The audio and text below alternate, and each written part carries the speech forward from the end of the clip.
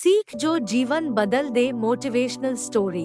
एक राजा था जिसका नाम रामधन था। उनके जीवन में सभी सुख थे, राज्य का कामकाज भी ऐशो आराम से चल रहे था। राजा के नैतिक गुणों के कारण प्रजा भी बहुत प्रसन्न थी और जिस राज्य में प्रजा खुश रहती है वहाँ की आर्थिक व्यवस्था भी दुरुस्त होती है। इस प्रकार हर क्षेत्र में राज्य का प्रवाह अच्छा था। इतने सुखों के बाद भी राजा दुखी था क्योंकि उसकी कोई संतान नहीं थी। यह गम राजा को अंदर ही अंदर सताता रहता था। प्रजा को भी इस बात का बहुत दुख था। वर्षों के बाद राजा की यह मुराद पूरी हुई और उसे एक पुत्र की प्राप्ति हुई। पूरे नगर में कई दिनों तक जश्न मना, नागरिकों को राजमहल में दावत दी गई। राजा की इस खुशी में प्रजा भी झूम रही थी। समय बीतता जा रहा था। राजकुमार का नाम नंदन सिंह रखा गया। पूजा पाठ एवं इंतजार के बाद राजा को संतान प्राप्त हुई थी, इसलिए उसे बड़े लाड प्यार से रखा जाता था। लेकिन अति किसी बात की अच्छी नहीं होती। अधिक लाड ने नंदन सिंह को बहुत बिगाड़ दिया था। बचपन में तो नंदन की सभी बातें दिल को लुभाती थी, पर बड़े होते होते यही बातें बदतमीजी लगने लगती है। नंदन बहुत ज्यादा जिद्दी हो गया था। उसके मन में अहंकार आ गया था। वो चाहता था कि प्रजा सदैव उसकी जय जयकार करे, उसकी प्रशंसा करे। उसकी बात ना सुनने पर वो कोलाहल मचा देता था। बेचारे सैनिकों को तो वो पैर की जुती ही समझता था। आए दिन उसका प्रकोप प्रजा पर उतरने लगा था। वो खुद को भगवान के समान पूजता देखना चाहता था। आयु तो बहुत कम थी, लेकिन अहम कई गुना बढ़ चुका था। नंदन के इस व्यवहार से सभी बहुत दुखी थे। प्रजा आए दिन दरबार में नंदन की शिकायत लेकर आती थी, जिसके कारण राजा का सिर लज्जा से झुक जाता था। यह एक गंभीर विषय बन चुका था। एक दिन राजा ने सभी खास दरबारियों एवं मंत्रियों की सभा बुलवाई और उनसे अपने दिल की बात कही कि वे राजकुमार के इस व्यवहार से अत्यंत दुखी है। राजकुमार इस राज्य का भविष्य है। अगर उनका व्यवहार यही रहा तो राज्य की खुशहाली चंद दिनों में ही जाती रहेगी।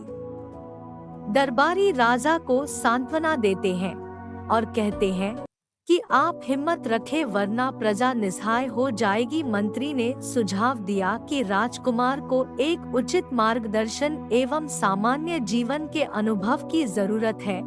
आप उन्हें गुरु राधागुप्त के आश्रम भेज दीजिए। सुना है वहाँ से जानवर भी इंसान बनकर निकलता है। यह बात राजा को पसंद आई और उसने नंदन को गुरुजी के आश्रम भेजा। अगले दिन राजा अपने पुत्र के साथ गुरुजी के आश्रम पहुँचे। राजा ने गुरु राधा गुप्त के साथ अकेले में बात की और नंदन के विषय में सारी बातें कही। गुरुजी ने राजा को आश्वस्त किया कि वे जब अपने पुत्र से मिलेंगे तब उन्हें गर्व महसूस होगा। गुरुजी के ऐसे शब्द सुनकर राजा को शांति महसूस हुई और वे सहर्ष अपने पुत्र को आश्रम में छोड़कर राजमहल लौट गए।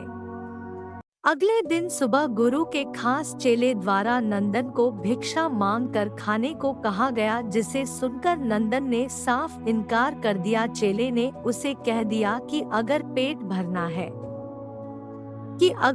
भरना है तो भिक्षा मांगनी होगी और भिक्षा का समय शाम तक ही है, अन्यथा भूखा रहना पड़ेगा। नंदन ने अपनी अकड़ में चेले की बात नहीं मानी और शाम होते होते उसे भूख लगने लगी, लेकिन उसे खाने को नहीं मिला। दूसरे दिन उसने भिक्षा मांगना शुरू किया। शुरुआत में उसके बोल के कारण उसे कोई भिक्षा नहीं देता था, लेकिन गुरुकुल में सभी के साथ बैठने पर उसे आधा पेट भोजन मिल जाता था। धीरे धीरे उसे मीठे बोल का महत्व समझ आने लगा और करीब 1 महीने बाद नंदन को भर पेट भोजन मिला, जिसके बाद उसके व्यवहार में बहुत से परिवर्तन आए। इसी तरह गुरुकुल के सभी नियमों ने राजकुमार में बहुत से परिवर्तन किए, जिसे राधा गुप्त जी भी समझ रहे थे। एक दिन राधा गुप्त जी ने नंदन को अपने साथ सुबह सवेरे सैर पर चलने कहा। दोनों सैर पर निकल गए। रास्ते भर बहुत बातें की। गुरु जी ने नंदन से कहा कि तुम बहुत बुद्धिमान हो और तुम में बहुत अधिक ऊर्जा है,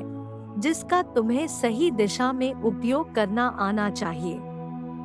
दोनों चलते चलते एक सुंदर बाग में पहुंच गए, जहां बहुत सुंदर सुंदर फूल थे, जिनसे बाग महक रहा था। गुरुजी ने नंदन को बाग से पूजा के लिए गुलाब के फूल तोड़ने कहा। नंदन झट से सुंदर सुंदर गुलाब तोड़ लाया और अपने गुरु के सामने रख दिए। अब गुरुजी ने उसे नीम के पत्ते तोड़कर लाने कहा। नंदन वो भी ले आया। अब गुरुजी ने उसे एक गुलाब सूंघने दिया और कहा, बताओ कैसा लगता है। नंदन ने गुलाब सूंघा और गुलाब की बहुत तारीफ की। फिर गुरुजी उसे नीम के पत्ते चखकर उसके बारे में कहने को कहा। जैसे ही नंदन ने नीम के पत्ते खाए, उसका मुंह कड़वा हो गया और उसने उसकी बहुत निंदा की और जतर कतर पीने का पानी ढूंढने लगा। नंदन की यह दशा देख गुरुजी मुस्कुरा रहे थे। पानी पीने के बाद नंदन को राहत मिली। फिर उसने गुरुजी से हंसने का कारण पूछा। तब गुरुजी ने उससे कहा कि जब तुमने गुलाब का फूल सूंघा तो तुम्हें उसकी खुशबू बहुत अच्छी लगी और तुमने उसकी तारीफ की, लेकिन जब तुमने नीम की पत्तियां खाई तो तुम्हें वो कड़वी लगी और तुमने उसे थूक दिया और उसकी निंदा भी की। गुरुजी से नंदन को समझाया, जिस प्रकार तुम्हें जो अच्छा लगता है तुम उसकी तारीफ करते हो, उसी प्रकार प्रजा भी जिसमें गुण होते हैं उसकी प्रशंसा करती है। अगर तुम उनके साथ दुर्व्यवहार करोगे और उनसे प्रशंसा की उम्मीद करोगे तो वे यह कभी दिल से नहीं कर पाएंगे। इस प्रकार जहाँ गुण होते हैं वहाँ प्रशंसा होती है। नंदन को सभी बातें विस्तार से समझ आ जाती है और वो अपने महल लौट जाता है। नंदन में बहुत परिवर्तन आता है और वो बाद में एक सफल राजा बनता है।